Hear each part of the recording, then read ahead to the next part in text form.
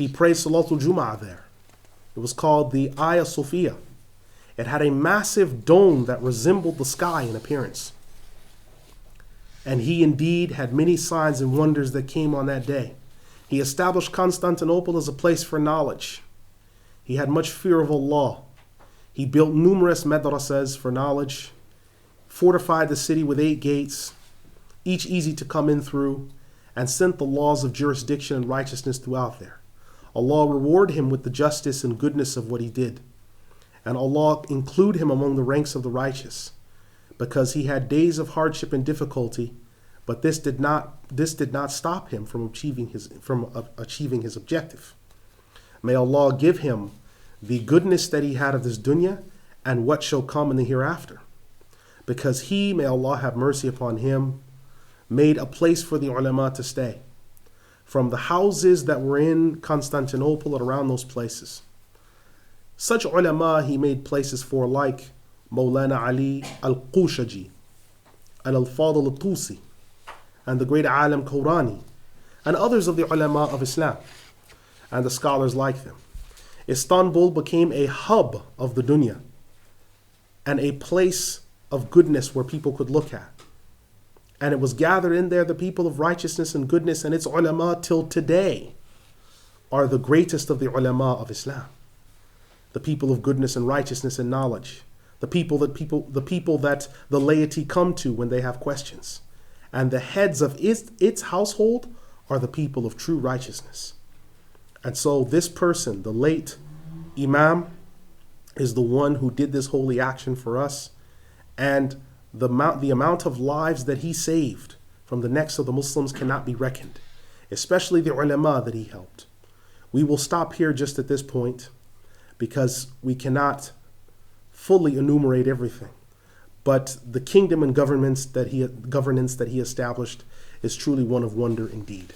Close quote. So that is the statement of Imam Ibn al-Imad rahimahullah, the great historian, regarding this Imam. And so you must understand what he represents when he took over Constantinople, rebuilt the city, put it back on firm grounding. So he didn't just, as some people do, or as some civilizations do, or some nations do, they come and devastate a country, rape the women and children until there's no tomorrow, and then expect them to rebuild the damage that they did and to foot the bill for the war. It's not like some nations do. When we damage a country, we actually fix it. So he rebuilt and fortified the walls, put 8 gates around them, refortified the city, and brought the best of the ulama that he had in that area to that city. That is what the Muslims do. Now, once his victory was secure and all the Mediterranean basin, Fertile Crescent, and other associated territories were under the governance, it was decisively demonstrated that the Abbasid era was finished and no more. The scholars came and met with him, and upon his request, continued in governance and recognized the Khalifah Uthmaniyya as the dominant ruling force.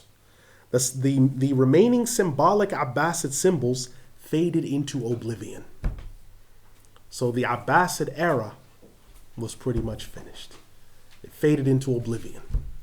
And nothing remains of the Abbasid era nothing remained of the Abbasid era at that time, except for some of their buildings and some of their lineage.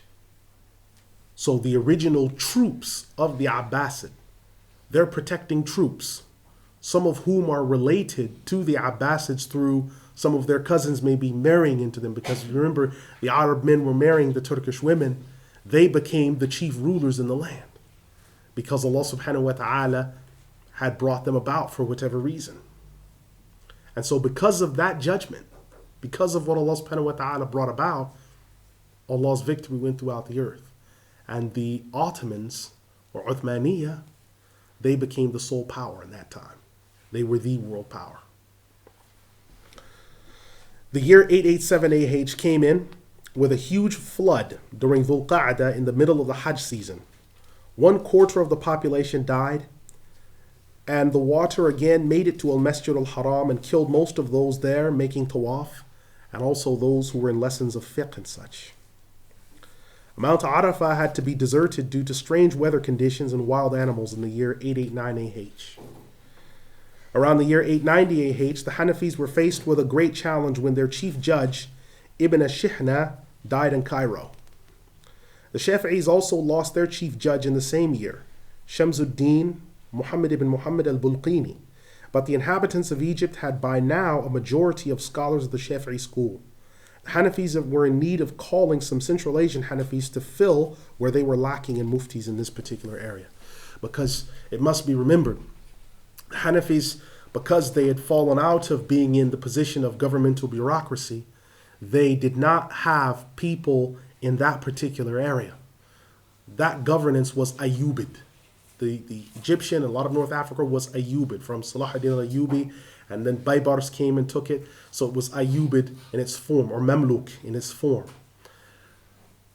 The Hanafi scholars and the Hanafi fiqh did not come back into force properly to where it was actually in use in a global sense until Sultan Muhammad al-Fatih. Because once Constantinople was taken over and then the city was rebuilt, he recalled the major Hanafi scholars. Big government, huge government. The Ottomans, that is the classic type of government. Massive government, big military, and then pouring a huge amount of money into building madrasas, madaris, seminaries for Hanafi scholars. And that is how the Hanafi fiqh became predominant in that area again, where previously it had been focused in Central Asia. So now there started to be scholars recalled from Central Asia, and you started finding big ulama in the Arab world with names like Ishmawi, Samarqandi, and titles like this, because these scholars were not Arabs, but they were in many ways more well-versed in fiqh than, say, the Hanafis that had been in the Arab world, because they had had to study and to prove themselves more capable because of the trials that they faced. If we go and rewind all the way back to Abu Mansur al-Maturidi, where being Hanafi and having the correct creed put you in danger. So these scholars from his time all the way down to this made a conscious effort and focused hard on the Hanafi fiqh. Ibn Zurayq, the chief judge in Egypt, died in the year 891 AH and had to be replaced with another scholar of similar caliber. Around the year 893 AH, the Mamluk sultans of Egypt, with the death of Ahmed ibn Abdul Nasir al-Nasiri, suffered a great blow. He was the last of the lineage of Baybars. He was the last of the lineage of Baybars and those who'd come from before to defeat the Crusaders and other armies. Now, from the year 896 to 915 AH, a number of lightning quick events happened. Lightning struck on Masjid al-Nabawi in 898 AH and damaged the same things that had been repaired of the lavish trellises and heavy gold overlay. You think people would have learned the lesson. So lightning struck before, they put it back there, rebuilt it. Lightning hits it again. You think, subhanAllah, that's the second time. And as the hadith of the Prophet ﷺ in the Sahih of Bukhari, the believer is never bitten from the same hole twice. So this should be a warning that don't do that again. It's been hit, the same place has been hit with lightning twice now. Don't rebuild it.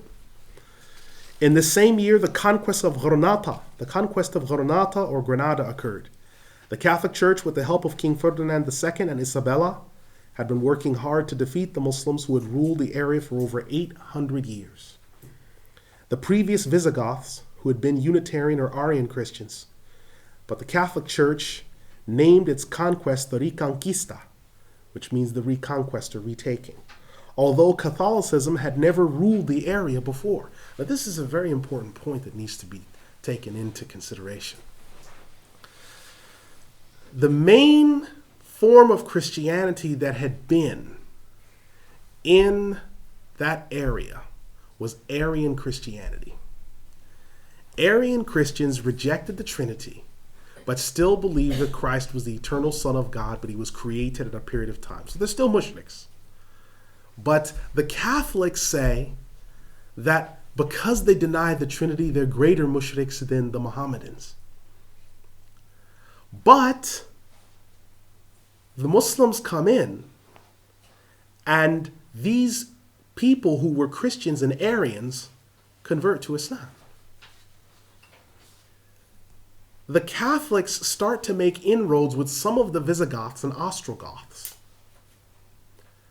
And in response to doing so, call their campaign of conquest and colonization the Reconquista, the reconquest, as if they were coming back to something that had always been theirs. Like how Columbus discovered America, how the European Jews discovered Israel, how the Portuguese travelers discovered the Philippines, how the East India Company discovered India. There just happened to be several 100 million Muslims living there, but they discovered it. And they hide behind this very carefully contrived language to build up an understanding that they had either always been there or they were taking back something that was already theirs, which is bizarre, because Catholicism did not have a foothold until some of the Ostrogoths and Visigoths converted to Catholicism, which was later. It was much later than the date of the Muslims that had come there in 711 AD. Now, the previous situation is just as I've mentioned. Now, Muslims at this point had to undergo numerous decrees after the destruction of universities, hospitals, and other achievements. Much of this was destroyed, including masjids being ransacked. Those Muslims who had not fled Andalus were told to either convert or die. Those who converted were always under suspicion and referred to as Morisco or Mudajir. So the secret Muslim was referred to as the Morisco or the Mudajir.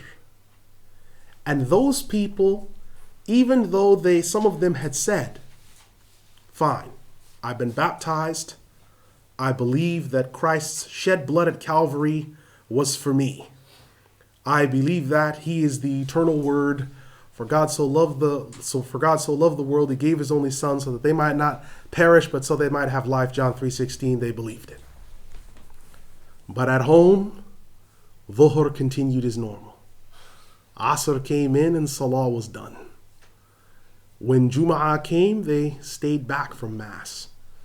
And the chimneys would burn the wood for Jum'ah because they would use extra water to prepare themselves for ghusl. This created an issue, and it brought about the Spanish Inquisition, which lasted for over 500 years, and most of its victims were Muslims.